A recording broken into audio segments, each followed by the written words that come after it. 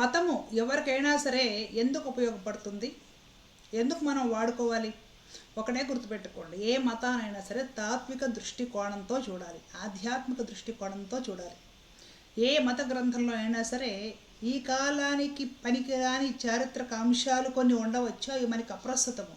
కానీ మంచి విషయాలు, నైతిక విలువలకు సంబంధించినవి, మొరల్ వాల్యూస్కి సంబంధించినవి ఎన్నో ఉంటాయి. వాటిని తీసుకొని ఆ బాటలను నడుస్తూ మతాన్ని తాత్విక విచారణతో సాధన చేసుకుంటూ వెళ్తే నువ్వు మనశ్శాంతిని పొందుతావో, నీ దగ్గరికి వచ్చిన వాళ్ళకి, నువ్వు నమ్మిన వాళ్ళకి ఏదైనా సరే మంచిని బోధించగలుగుతావో, నువ్వు ప్రశాంతంగా ఉండి సమాజాన్ని ప్రశాంతంగా ఉంచగలుగుతావో, తద్వారా నీకు సద్గతులు కలుగుతాయి. అంతవరకు మతం వలన మనకు ఉపయోగం. ఈ మతాన్ని రాజకీయాలకి ఎప్పుడు వాడటం మొదలెట్టారో, ఈ మతాలకి రాజకీయ రంగులు కూడా ఎప్పుడు పులిమారో, దేశం రావణ కాష్టం రగులుకున్నట్టు రగులుకుంటుందండి. ప్రతి చిన్న విషయానికి మత రంగులు పులిమి అక్కర్లేని విషయాలకి ఎంత గొడవలు చేస్తున్నారో, అవసరమైన విషయాలు మాత్రం అసలు టచ్ చేయకుండా మాకెందుకులే అన్నట్టు ఊరుకుంటున్నారో, ఈ మతం పేరుతోటి ఎంత రాజకీయం చేస్తున్నారో, ఎన్ని అల్లర్లు సృష్టిస్తున్నారో, మనుషులకి సోషల్ మీడియా వచ్చిన తర్వాత ఇంకా ఎక్కువైపోయి మనశ్శాంతి లేకుండా చేస్తున్నారో, ప్రత్యేకించి రేపటి తరము యువతను ఈ మతాల పిచ్చిలో పడేసి ఎంత చెడగొడుతున్నారో మీకు ఇప్పుడు నేను ఒక ఉదాహరణ చూపిస్తాను. ఇందులో ఒక మతం గురించి మాట్లాడలేదండి, అన్ని మతాల పరిస్థితులు కూడా అంతే ఉన్నాయన్నమాట. మతం అనేది ఉన్మాదుల్ని తయారు చేయడానికి ఈరోజు ఉపయోగపడుతుంది అనుకుంటే సిగ్గుపడాల్సిన విషయం. ఈ మధ్య ఈ cinema hero, Bollywood hero Aamir Khan 3వ వివాహం చేసుకున్నాడు. గౌరీ స్ప్రాట్ అనే 47 సంవత్సరాల పైన ఉన్న డైవర్సీ మహిళని, పెద్ద కొడుకు కూడా ఉన్నాడు, విడాకులు తీసుకుని మహిళని వివాహం చేసుకున్నాడు. అది అతడికి 3వ వివాహం. ఆ వివాహము బీహార్లో బజరంగ దళ వాళ్ళకు నచ్చలేదంట.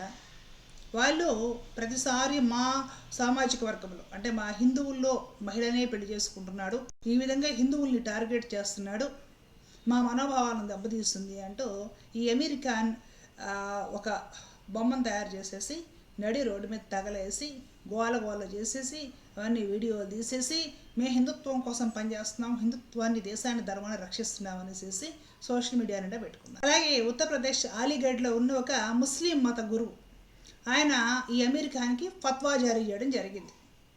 నీవు చేసుకున్న ఈ హిందూ మహిళను చేసుకున్న వివాహం ఏదైతే ఉందో అది చెల్లదు, ఎందుకంటే ఆమె మతం మారకుండానే, అంటే ఇస్లాంలోకి రాకుండానే పెళ్లి చేసేసుకున్నావు ఆమెను. ఆ పెళ్ళి కూడా ఇస్లాం ప్రకారం కాకుండా ఏదో ఒక ఫ్యామిలీ ఫంక్షన్ లాగా చేసేసుకున్నావు, ఈ పెళ్ళి చెల్లదు, ఇది ఇస్లాంకి వ్యతిరేకము అనేసి మత గురువు, ఇస్లాం మత గురువు, మత పెద్ద ఈ అమీర్ ఖాన్కి ఫత్వా జారీ చేశాడు. అంటే ఇద్దరు పెద్దయిన వాళ్ళు, ఆల్మోస్ట్ సీనియర్ సిటిజన్స్ కింద లెక్క. వాళ్ళు ఒక అండర్స్టాండింగ్తో పెళ్లి చేసుకుంటే ఆ మతానికి ఈ మతానికి, ఈ మతంలో మేము పెద్దవాళ్ళమి, ఈ మతాన్ని రక్షిస్తున్న వాళ్ళమని చెప్పుకునే వాళ్ళకి వచ్చిన ప్రాబ్లం ఏంటి అసలు?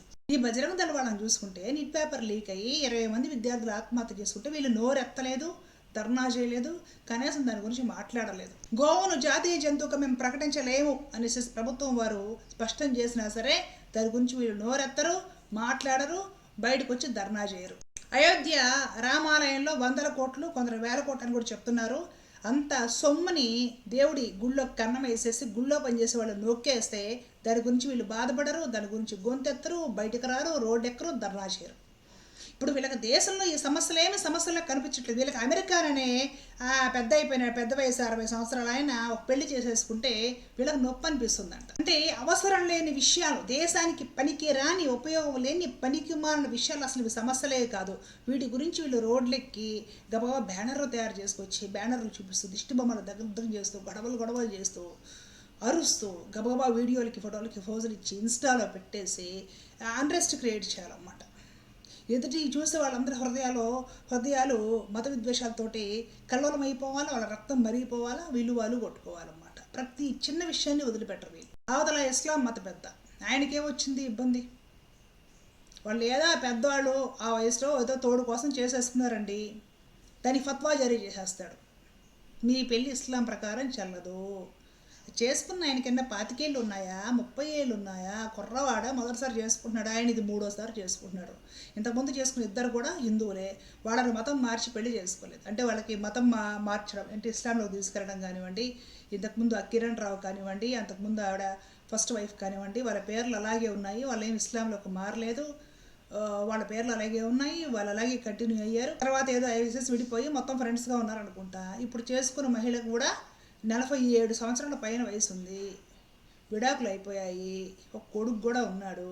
వాళ్ళు పెళ్లి చేసుకోవడానికి 18 నెలల ముందు అంటే సంవత్సరంన్నర నుండి లివ్ ఇన్ రిలేషన్షిప్ అంటే డేటింగ్ అంటాం కదా, లివ్ ఇన్ రిలేషన్షిప్లో ఉన్నారు. అంతా బాగా చూసుకొని మంచి అండర్స్టాండింగ్స్ వచ్చాయి, ఇక మనం ఈ కాపురాన్ని కంటిన్యూ చేయొచ్చు అన్నప్పుడు వాళ్ళు లీగల్గా అప్రోచ్ అయ్యారు. అదే పెళ్ళి అంటే ఈ రోజుల్లో. అసలు లవ్ జిహాదీ అంటే ఏంటి? అభం తెలియని చిన్న వయసు పెళ్లి కావాల్సిన అమ్మాయిని ఇంకొక మతంలో వ్యక్తి తీసుకుని వెళ్ళి మాయమాటలు చెప్పి మతం మార్పించి పెళ్లి చేసుకోవడము, వాళ్ళని ఇబ్బందులు పెట్టడం, అది కదా లవ్ జిహాదీ అనేసి చెప్పుకుంటుంది. అసలు లవ్ జిహాదీకి ఈ అమెరికన్ పెళ్లికి ఏమైనా సంబంధం ఉందా? ఆ చేసుకున్న మహిళకు 47 సంవత్సరాల వయసు ఉందండి, ఆమెకి ఏం తెలియకుండా చేసుకుందా? దానికి వీళ్ళ మనోభావాలు దెబ్బతిన్నాయని వీళ్ళు దిష్టి బొమ్మలు దగ్ధం పెట్టి రోడ్డు పైన గొడవలు చేసి తద్వారా హిందుత్వాన్ని మేము కాపాడుతున్నామని అరుస్తారు. ఆ ముస్లిం మత పెద్ద ఆయనేమో వీళ్ళకి ఫత్వాలు జారీ చేసేసి ఈ విధంగా ఇస్లాం నేను కాపాడుతున్నానని ఆయన అరుస్తాడు. ఏమైనా బుద్ధి ఉందా? మతానికి వీడికి ఏంటండి సంబంధము? మత గ్రంథాలు మతాలు ఉన్నది ఎందుక?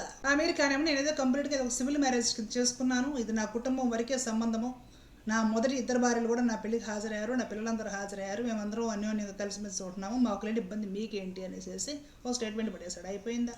సామెత కరెక్ట్గా సెట్ అవుతుందన్నమాట. ఊళ్ళో పెళ్ళికి కుక్కల హడావిడి అనేసి.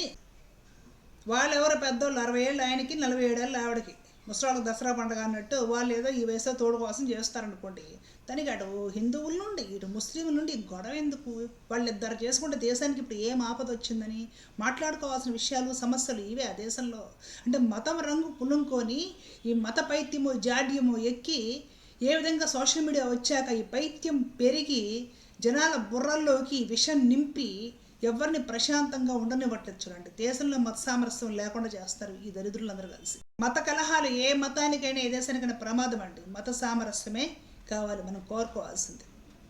గుర్తుపెట్టుకోండి, సమస్యలు మాట్లాడుకోవాలి కానీ అక్కర్లేని విషయాలు, ఎవరెవరో వ్యక్తిగత విషయాలు మనకి ఎందుకండి?